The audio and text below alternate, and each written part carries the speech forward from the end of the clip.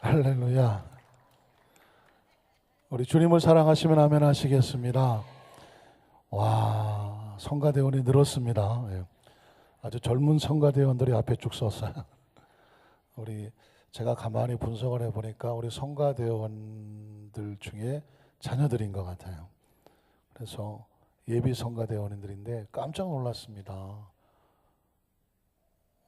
그 어른들 성가 찬양의 중간에 가만히 서 있다가 저거 어떡하나 했더니 자기들 순서가 나오니까 날 사랑하시오 하고 그냥 바로 치고 나오는데 그 박자와 그 순서를 너무 정확하게 치고 들어왔어요. 너무 잘하고 또 5월의 가정의 달을 맞이해서 어버이 또 어린이 연합해서 이 마음을 나봐 하나님께 영광을 드린 것 하나님 기뻐 받으신 줄로 믿습니다. 그래서 너무 또 빛의 속도로 퇴장을 하셨기 때문에 어제 격려의 박수 한번 하겠습니다. 할렐루야. 네. 가장 어린 친구가 마치 솔리스트인 것처럼 전혀 기죽지 아니하고 엄청 모가지를 뽑아갖고 열심히 찬양을 하는데 너무 감동이 됐어요. 또 옆에 있는 언니 오빠들이 잘 배려하면서 옆에 손잡아주고 이런 모습들이 정말 예수님 안에서 형제와 자매와 하나 된 아름다운 가족인 모습을 보는 것 같습니다. 이 5월달을 맞이해서 우리 여의도 순복안산교회 우리 모든 성도들의 가정 속에 부모님들도 건강하시고 또 가장들은 하나님께 더 물질의 축복도 좀 주시고 아내들도 더 기도하시는 대로 응답을 받으시고 또 자녀들 자손들에게 믿음의 명문 가문으로 계속 좋은 일이 일어나시기를 주님의 이름으로 축복합니다. 우리 자유교사 한번 축복하세요. 자유 계신 분들에게 하나님이 당신을 사랑하십니다. 5월달에 좋은 일이 납니다. 할렐루야. 우리 중고등부 학생들 예배에 참석을 했는데 우리 중고등부 친구들에게 하나님의 죄와 명초를 주셔서 하나님께서 사용하실 큰 축복의 통로들 되기를 바랍니다. 아까 우리 친구들 하는 걸 내가 하면서 깜짝 하나 까먹었는데 저도 어렸을 때 저랬거든요. 옛날 사진이 하나 어디 있는 것 같은데 권색 쫄쫄이 바지 같은 거 하나 있고 위에 티 하나 있고 옛날엔 이렇게 하고 해서 했거든요. 그때 교회 학교에서 찬양을 부르고 했었던 기억이 나는데 저 친구들 중에서 모릅니다. 세계를 움직일 만한 위대한 인물이 나올 줄은 아무도 모르는 거예요. 지금은 작은 씨앗처럼 보이죠. 우리 중고등부 친구들도 작은 씨앗처럼 작은 나무처럼 보이잖아요. 그 나무가 엄청나게 커져서 세상 영향을 미칠 수 있는 통로가 될 것을 우리는 믿습니다. 우리 성도들의 모든 가정의 자녀들에게 또 연총이 마시기를 주의 이름으로 축복합니다. 한번 따라하실까요? 상처와 아픔을 무엇으로 이길 수 있나? 우리가 쓰는 속담 가운데 10손가락 깨물어서 안 아픈 손가락이 있다 없다? 없다라고 하죠. 10손가락을 깨물어요. 깨물어.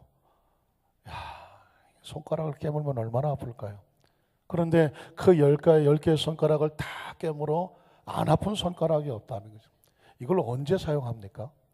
부모가 자식을 사랑할 때 10명의 자녀가 만약에 있다고 하면 아주 적절하게 또 표현이 되겠죠. 왜 아버지는 형만 사랑해요? 그리고 아버지는 막내만, 또 서로 이 10명의 자녀들은 서로 자기가 사랑받고 싶은데 부모님들이 약간 차별하는 것 같은 느낌이 든다는 거죠. 그때 속도 모르고 그런 얘기를 하게 될 때 부모가 하시는 말씀이 뭐예요?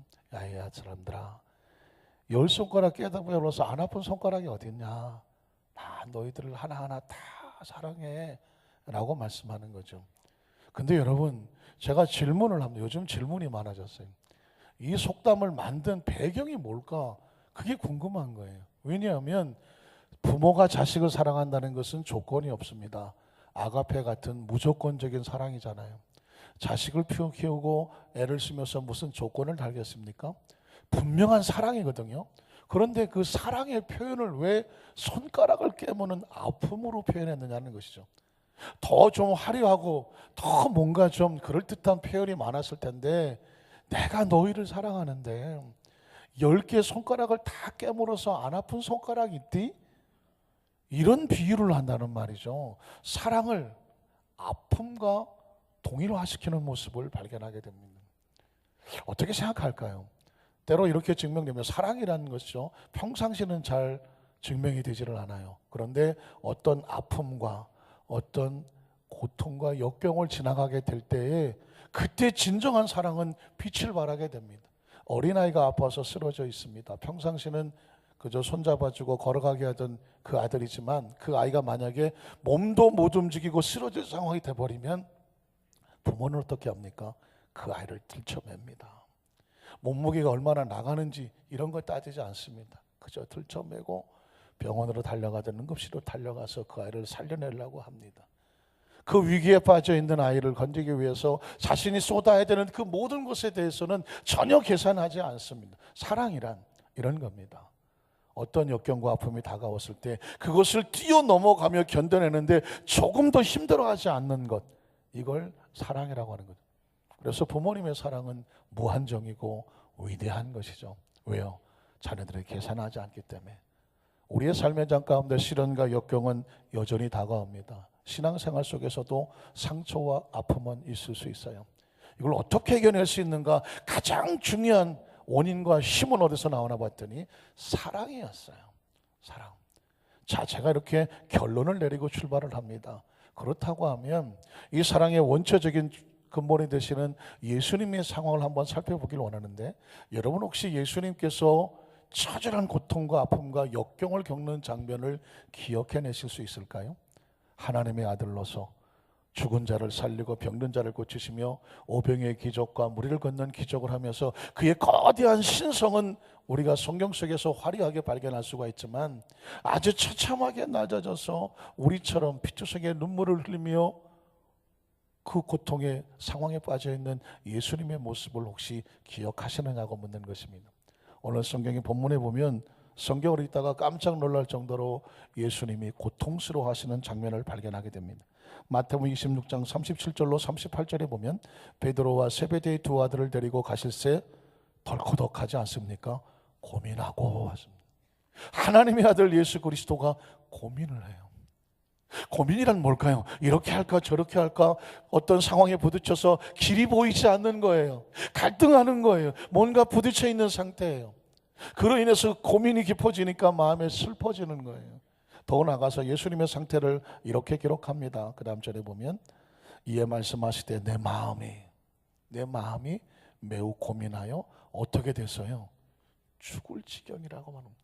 여러분의 삶 가운데 너무 힘들고 고통스러워서 내가 정말 죽을 것 같은 경험을 겪어보셨나요? 지금 예수님께서 이렇게 말씀하셔요. 제자들에게 내 마음이 심히 고민하여 죽을 지경이야. 그러니까 너희는 내 옆에 여기 있어서 나와 함께 깨어 기도해 주지 않을래? 이렇게 말씀하시는 예수님의 모습을 발견하더라는 것입니다. 물론 예수님께서는 여기서 무너지지 아니하시고 마침내 십자가의 구원의 완성을 이루셨지만, 우리가 궁금한 것은 뭐냐면 이런 처참한 고난과 절망의 위기를 만난 예수 그리스도께서 어떻게 승리하셨는지, 그 예수님의 그 모습을 살펴보면서 우리도 예수님을 따라가는 신앙인들이잖아요. 우리의 삶에도 고민이 있잖아요. 우리의 삶에도 미칠 것 같고 죽을 것 같은 위기가 있잖아요. 이걸 어떻게 이겨내느냐를 발견해 보고 싶은 것입니다. 우리는 첫 번째로 예수님께서 당하신 상처와 아픔의 모습을 발견해 보기를 원합니다. 자, 첫 번째 장면은 아까 말씀을 드렸던 그 본문 속에서 겟세마네 동산에서 고민하여 슬퍼 죽을 지경이라고 외치고 있는 예수님의 아픔과 상처를 발견하게 됩니다. 마태복음 26장 37절로 38절을 다시 한번 보겠습니다. 여러분 보십시오. 베드로와 세베대의 두 아들을 데리고 가실새 고민하고 슬퍼하셨다. 여러분 묵상할 필요가 있습니다. 예수님이 고민하고 슬퍼하셨다. 더 나아가서 예수님의 마음은 어떻다고요? 이에 말씀하시되 내 마음이 매우 고민하여 죽게 되었으니. 제가 이것을 두 번 중복해서 말씀을 복문하는 이유는 뭐냐면, 예수님도 고민하여 죽게 될 지경 속에서 눈물을 흘리실 때가 있었다는 것입니다. 제가 왜 이렇게 중요히 말씀을 중요하냐면, 저는 그 전에 예수님은 신성, 예수님은 슈퍼맨, 예수님이 무슨 문제가 있겠어. 그러니 우리 같은 연약한 진흙덩어리에 젖은 우리 인간이 고통을 당할 때, 피눈물을 흘릴 때 주님께서 우리의 눈물을 아시겠어? 우리의 처지를 아시겠냐고요. 예수님은 전혀 문제가 없으시는 완전하신 분인데 문제투성이에 우리의 아픔과 눈물과 연약함을, 부족함을 아시겠냐고 혼자 제가 반문한 적이 있었어요. 주님이 내 아픔을 아셔요? 네 억울함을 아셔요? 네 서운함을 아세요? 이 연약한 죄 속에서 몸부림을 치고 있는 나의 이 아픔을 주께서 아시느냐고요? 라고 부르짖어 기도했던 때가 있었어요. 그런데 어느 날 덜커덕 보니까 예수님이 고민하고 계시는 거예요. 예수님이 슬퍼하고 계시는 거예요. 예수님이 어찌할 볼 몰라서 고민 때문에 죽을 지경이라고 말하는 거예요. 더 놀라운 것은 마가복음 14장 33절로 34절에 보면 이렇게 기록하고 있습니다. 베드로와 야고보와 요한을 데려가실 때 심히, 조금 아까는 고민하고는, 여기는 마가복음에는 놀라셨다고 말해요. 놀랐다는 게 뭐냐면 이게 뭐 서프라이즈 깜짝 쇼하는 것이 아니라 엄청난 두려움과 그 십자가를 짊어지고 온 인류의 십자가를 짊어지고 그 갈보리 골고다 언덕에서 감당해야 될 어마어마한 이 처절한 무거움이, 그 충격이, 공포와 두려움이 이루 말할 수가 없었다는 거예요. 예수님이 놀랄 정도로 두려움, 어마어마한 것이 예수님을 짓누르고 있었다는 것입니다. 그것 때문에 슬퍼하셨어요. 그리고 34절에 보니까 말씀하실 때 똑같이 내 마음이 심히 고민하여 죽게 되었으니 너희는 여기 머물러 깨어 있어 달라. 주님이 힘들어하고 고통당하실 때 항상 부탁하는 것은 뭐냐면 하나님의 백성들이 옆에 있어 주기를 원하는 거죠. 하나님의 백성들, 하나님의 제자들이 옆에 있어 주기를 원하시더라는 거예요. 누가는 똑같은 상황 속에서 누가는 전직이 의사였거든요. 누가의 눈에는 예수님의 처절한 고민과 고통에 기도하는 모습을 이렇게 조명을 합니다. 누가복음 22장 44절에 보니까 예수께서 힘쓰고 애써서 더욱 간절히, 얼마나 처참하게 예수님께서 기도하시는지 힘쓰고 애쓰고 더욱 간절히 기도하시는. 그 전에 제가 요즘은 참 그 사진을 찾기가 너무 어려워서 제가 찾다가 못 찾았는데, 어느 그 겟세마네 동산에서 기도하시는 예수님의 모습을 예전에 어디선가 어느 성화점에서, 성구점에서 본 것 같은데요. 거기에 볼 때는 예수님이 땅바닥에 완전히 엎어져 있는, 얼굴을 땅에 쳐박아서 머리는 흥크러지고 온몸은 그냥 거꾸러진 상태에서 기도하시는 모습이었어요. 간혹 겟세마네 동산에서 바위에서 이렇게 기도하시는 예수님의 모습이 상호는 발견되지만 처참하게 막 나뒹구 들어듯이 땅바닥에 얼굴을 쳐박고 기도하시는 예수님의 모습, 그 장면이 생각나지 않아요? 힘쓰고 애쓰고 더 간절히 기도하시는. 그런데 누가가 보니까 그 예수님이 그 땀이 흐르는데 그 땀방울이 어떻게 흐르냐면 그 땀이 땅에 떨어지는 핏방울 같이 되더라는 것입니다. 사람이요, 너무 극한 고통과 아픔 속에서 처절하게 몸부림치면서 눈물을 흘리고 땀을 흘리면 그 작은 모세혈관들이 터져서 그 피가 땀을 타고 내려오고 그 피가 눈물을 타고 흐른다는 것입니다. 그래서 우리가 너무 힘들고 어려웠을 때에 네가 왜 내 눈에 무슨 눈물을 흘리게 하냐? 피눈물을 흘리게. 사람은 극도로 슬프면요, 그 생리적인 현상으로 눈물이 나오는데 피가 터져가는 것입니다. 그러니까 지금 예수님이요, 이 정도까지 극한 처참한 고통을 겪어내고 계셨다는 것입니다. 사랑하는 성도 여러분, 혹시 여러분 가운데 목사님이 내 처지를 몰라서 그렇지 내가 처한 처지 처했다면 아마 인간이 겪을 수 없는 그런 고통을 아마 목사님은 모르실 거라고 부르질 분이 계실 수 있어요. 그러나 여러분, 오늘 그분에게 말씀드립니다. 오늘 예수님은 처절한 고통과 이 아픔의 속에서 피눈물 흘리는 지경까지 애쓰고 기도하시는 주님의 모습을 기억하시기를 주의 이름으로 축복합니다. 주님은 또 두 번째 아픔을 보니까 채찍에 맞으시고 가시관을 강제로 씌우시는 아픔과 상처를 당하셨습니다. 마가복음 15장 15절에 보면 빌라도가 무리에게 만족을 주고자 하여 죄 없으신 예수 그리스도 살인자 바라바는 놓아주고, 예수는, 죄 없는 예수님은 무엇을 하고? 채찍질을 하고. 여러분 혹시 패션 오브 크라이스트라는 영화, 제가 늘 성찬 때 또는 뭐 고난주간 때 간혹 예를 들기도 하는데, 패션 오브 크라이스트라고 하는 것은 멜 깁슨이라고 하는 영화 배우가 정말 예수님이 그 십자가의 고통을 당하는 그 환경 속에 리얼하게 정말 실제적인 모습으로 한번 만들어 보고 싶다고 하는 그런 소원을 가지고 거액을 투자해서 만들었던 영화거든요. 패션 오브 크라이스트라는 건데, 거기에 예수님께서 십자가에서 각이 올라가서 채찍질 당하시는 모습이 나와요. 그 채찍질은 몇 대를 맞느냐면 40에 한 대를 감안 39대를 맞는 거예요. 왜 39대냐면 그 채찍으로 40대를 맞으면 살아남을 사람이 없어요. 다 죽어요. 그래서 39대를 때리는 거예요. 그 얘기는 뭐냐면 거지 반 죽여놓는 거예요. 그리고 십자가를 지고 올라가게 만드는 거예요. 그 채찍은 끝에가 10가닥으로 갈라져 있어요. 그 갈라진 가닥마다 동물의 뼈와 쇠 조각을 묶어놨어요. 그러니까 채찍을 치면 몸을 휘감고 그것을 잡아당기면 훑은다고 말하죠. 훑은다고 몸에 살이 우두둑하고 튀겨서 훑어나가는 거예요. 그런 채찍을 39대를 때리면 온몸에 390개 이상이 상처가 흩어져 뜯겨져 나가는 것입니다. 예수를 채찍질하고는 한 줄로 끝나지만 그렇게 채찍질을 당하실 때마다 예수님께서 처절하게 내지르는 그 비명과 고통을 상상하실 수 있겠습니까? 예수님은 그 고통을 당하고 그리고 십자가를 지고 골고다의 언덕을 올라가 성지순례를 가보면 비아돌로로사라고 해서 그 골고다 언덕길을 올라가다가 예수님이 십자가를 감당하지 못해서 7번을 나뒹굴어졌다고 하는 곳이 나와요. 그 나뉘어진 곳마다 샘이 터졌다고 그래서 그것을 그 언덕길을 비아돌로로사라고 말을 합니다.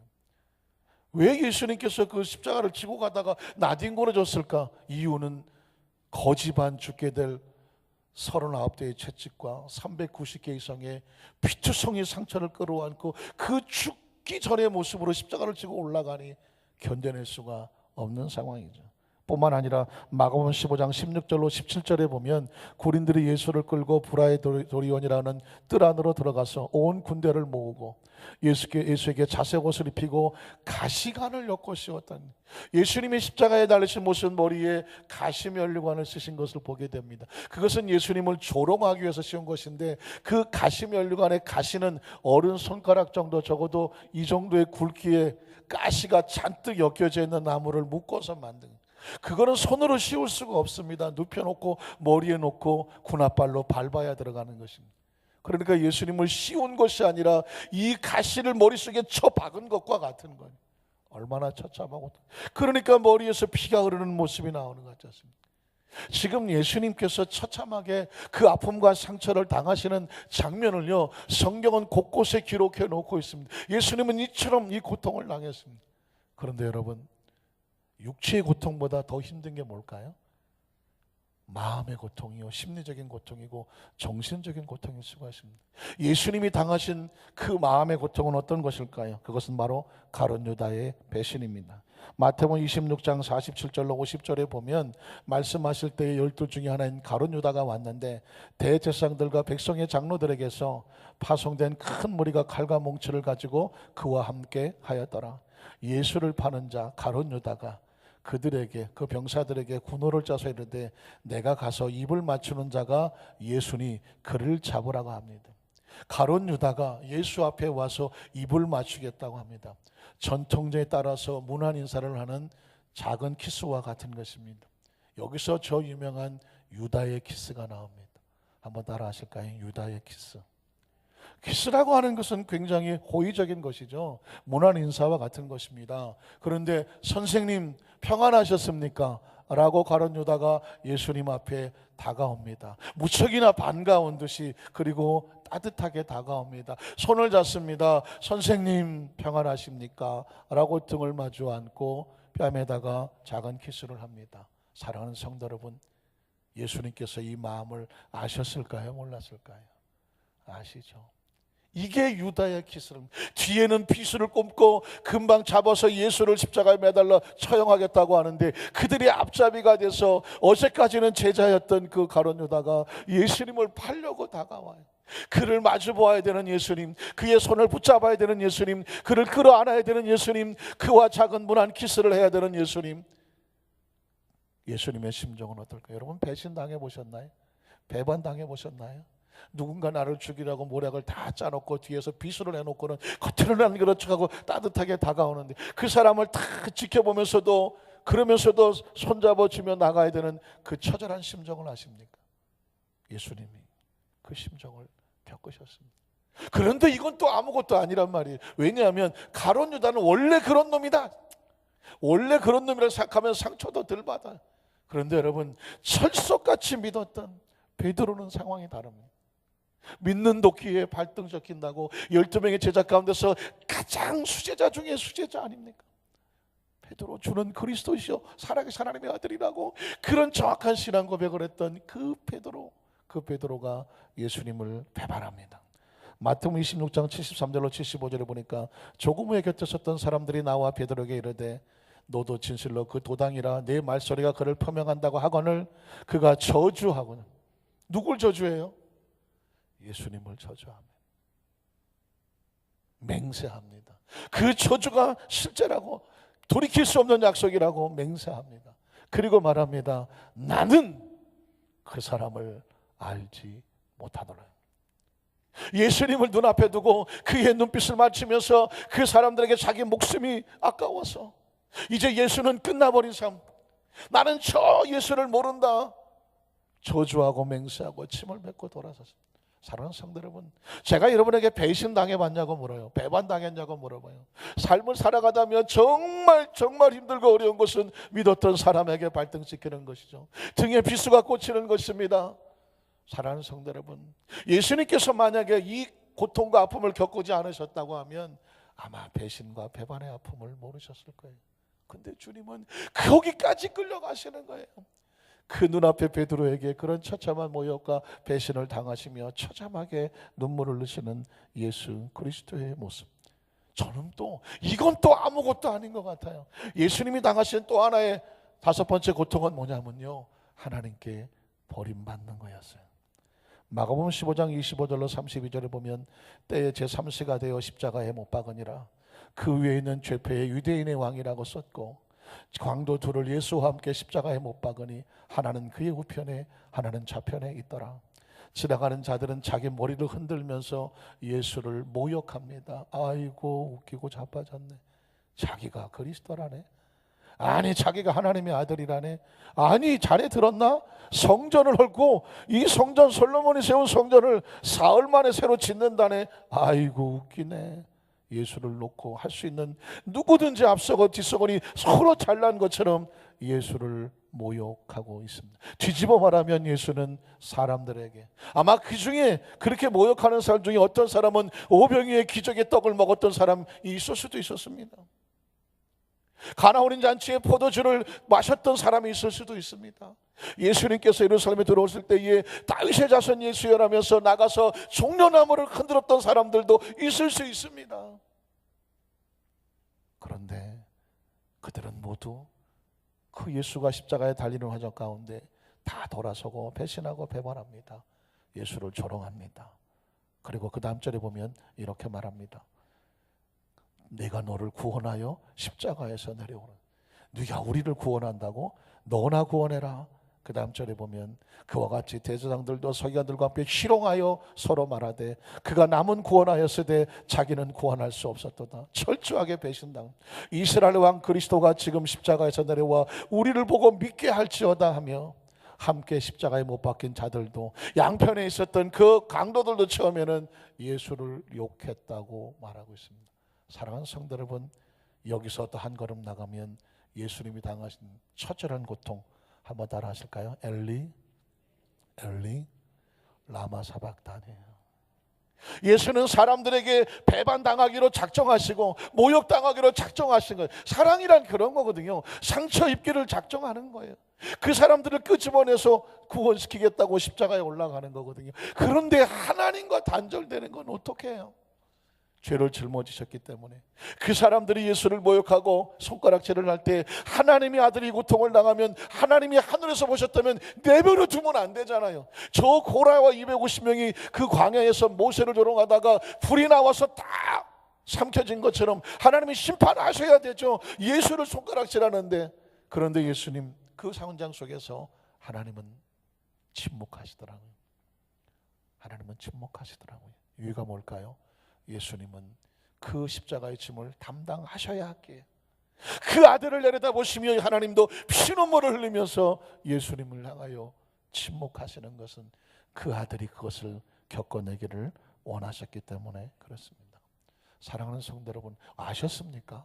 예수님께서 이토록 처참하게 채찍에 맞으시고 가시관을 쓰시고 십자가를 짊어지시고 겟세마네에서 이렇게 고통하셨는지, 가룟 유다에게 배신당하고 베드로에게 배신을 당하고 사람들의 조롱거리가 되고, 그리고 하나님과의 단절 속에서 어찌하여 하나님 나를 버리시나이까 라는 처지까지 처박혔던 예수 그리스도. 그런데 그게 희망이라고 말씀을 드렸죠. 왜냐하면 그 모든 것을 겪으셨던 예수님이기 때문에 나의 아픔을 아시는 것이죠. 한번 따라 하실까요? 예수님은 내 눈물을 아신다. 예수님은 내 아픔을 아신다. 예수님은 내 연약함을 아신다.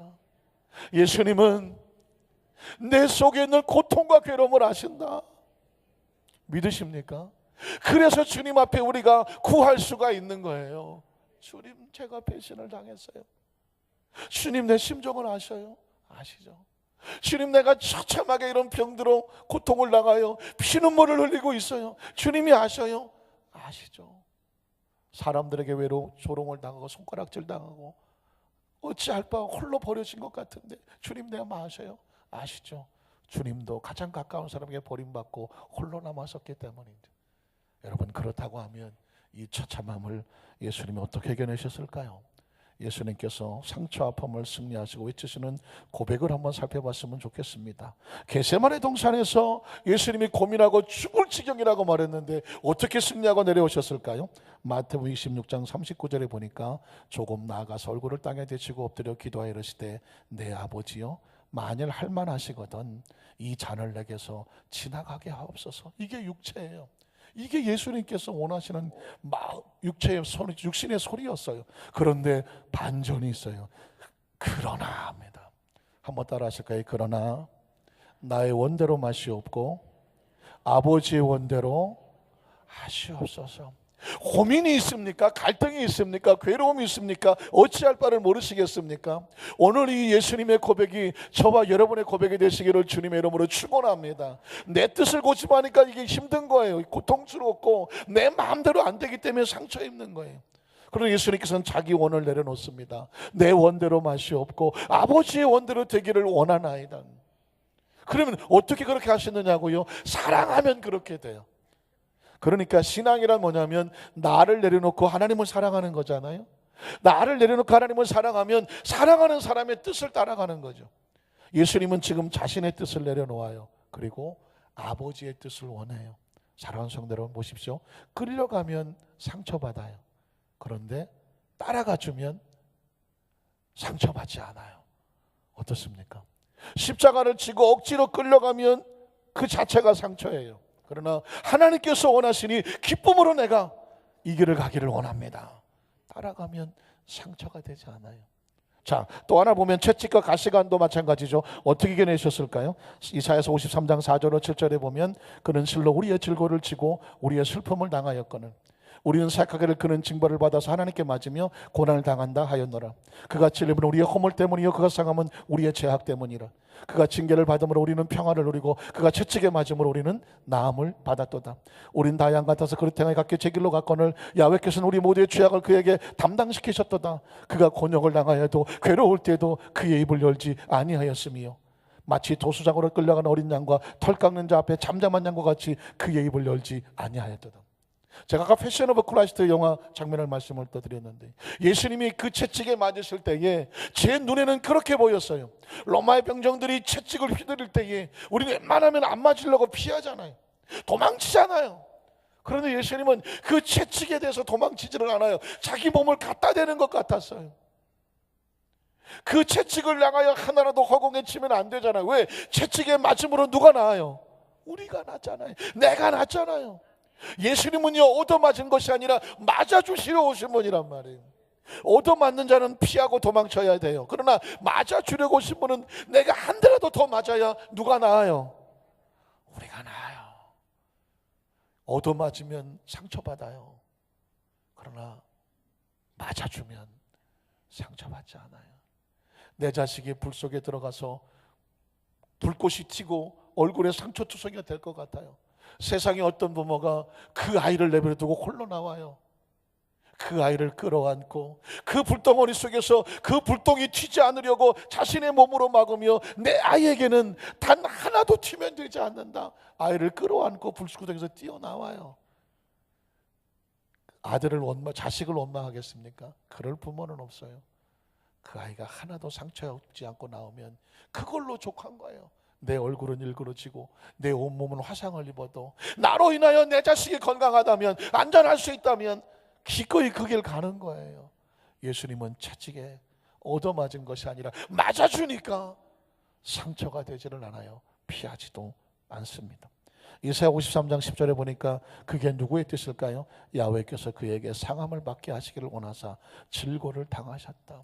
예수님께서 기꺼이 하시는 이유가 뭐냐면 하나님이 원하신다는, 하나님이 원하신다.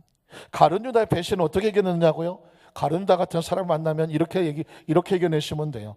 요한복음 13장 26절 27절에 보면 예수께서 대답하시되 내가 떡 한 조각을 적셔다 주는 자가 그니라 하시고 곧 한 조각을 적셔서 가롯 시몬의 아들 유다에게 주시니 조각을 받은 후 곧 사탄이 그 속에 들어간지라. 이 예수께서 유다에게 이르시되 내가 하는 일을 속히 하라. 내가 하나님 일을 하려고 애쓰고 몸부림치고 나가요. 그런데 악한 사탄의 영에 잡혀서 우리 앞길을 가로막으려고 해요. 해방하려고 해요.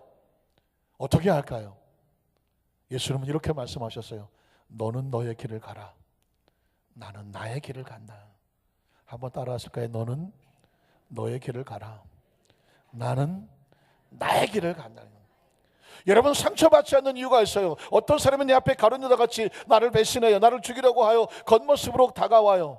여러분 기억하십시오. 우리는 하나님의 길을 붙잡으면 돼요. 하나님의 길을 붙잡으면 돼요. 그러면 그 길을 가는 사람은 절대로 상처받지 않아요. 그러나 그 가룟 유다가 싸우고 지치고 그 가룟 유다의 길에서 고민하고 갈등하면 온통 상처가 돼요. 우리는 사람을 볼 필요가 없어요. 내가 지금 하나님의 길을 가느냐? 그 길이 옳다면 그 길로 가세요. 그게 십자가의 길이고 혹시 손해보는 길 같고 넘어지는 길 같더라도 기억하십시오. 하나님의 길을 가는 사람은 상처받지 않는다. 요한복음 21장 17절로 19절을 보면 베드로같이 가장 친한 사람에게 배신을 당했을 때 어떻게 할까요? 요한복음 21장 17절로 19절입니다. 세 번째 이르시되 한 번, 두 번, 세 번 예수님은 베드로를 찾아가셨습니다. 사랑하는 성도 여러분, 자, 가룟 유다는 예수를 죽이려고 했던 사람이에요. 그냥 내버려 두면 돼요. 각자 가기를 가라고. 그러나 베드로는 자신의 믿음이 연약하여 예수를 버리고 도망을 쳤던 사람이에요. 그러나 예수님은 아셨어요. 이 사람이 회개하고 돌아오면 다시 사명자가 될 사람이다. 그래서 예수님은 가룟 유다는 버리지만 베드로는 버리지 않아요. 여러분을 아프게 하고 힘들게 한 사람이라고 할지라도 그가 나를 죽이려 하고 하나님의 나라와 반대서는 사람이라고 하면 내버려 두세요. 가라고 하세요. 그러나 어떤 사람이 믿음이 연약해서 넘어지고 쓰러졌는데 그가 돌이켜 다시 일어서면 하나님의 일을 할 수 있는 하나님의 사람이란 마음에 감동이 오면 여러분 그분을 찾아가셔도 좋아요. 왜? 예수님은 찾아가셨어요. 그리고 가서 이렇게 물으셨어요. 요한의 아들 시몬아, 내가 나를 사랑하느냐? 예수님이 알고 싶었던 것은 네가 과거에 무슨 짓을 했느냐, 나한테 3번이나 배반하고 부인했지 따지고 비판하고 정죄하지 않았어요. 네가 그때는 믿음이 연약하여서 나를 버리고 배반하고 도망을 쳤지만 이제 내가 다시 너에게 묻는데 너는 아직도 나를 사랑하지? 사랑하지? 전 이렇게 들려요. 예수님이 듣고 싶은 것은 주님, 내가 아직 주님을 사랑합니다. 한번 따라하실까요? 주님, 아직도 나는 주님을 사랑합니다. 우리가 죄를 짓고 불의하고 주님 보시기에 부끄럽고 모자란 것이 있지만 주님께서 원하시는 건 뭔지 아세요? 네가 얼마나 잘못했니? 이 소리 듣고 싶어 하지 않아요. 주님, 그럼에도 불구하고요, 저는 주님을 더 사랑해요. 더 가까이 가기를 원해요. 이게 주님께서 듣고 싶은 거예요. 그래서 3번이나 물어보는 거예요. 그랬더니 그 다음 절에 뭐라고 말할까요? 주께서 3번째 내가 나를 사랑하느냐 하심으로 베드로가 근심하이로되 주님 모든 것을 아시오매 내가 주님을 사랑하는 줄 주님께서 아시나이다. 예수님께서는 비로소 한숨을 내쉬면서 말하죠. 이제 너 내 양을 먹여. 회복된 거죠. 사명이 회복되고 관계가 회복되고 하나님 예수님께서 그의 모든 것들을 회복을 시켜 주시는 것입니다. 그러니까 믿음의 동역자들 사이에서는 어떻게 여겨주는 게 필요하냐면요, 불쌍히 여겨주는 거예요. 오늘 뭐 어버이 주일 뭐 어린이 주일 한데 부부 사이는요 불쌍히 여겨주세요. 특히 여성 동지들은 남성 동지들을 더 불쌍히 여겨주세요. 불쌍히 여겨주시라니까. 왜냐하면 젊어서는 이 남자들이 더 막 힘있고 막 열심히 하는 것처럼 하지만 그러나 세월이 지나 보니까 하나님은 공평하셔서 이제는 뭐 여성들이 더 건강하고 뭐 머리도 더 병석하게 돌아가고 의욕도 막 생기고 하잖아요. 부부는 나이를 먹을수록 다 이게 똑같아지더라고. 그리고 이제는 여성 동지 소리가 더 커지는 것 같아.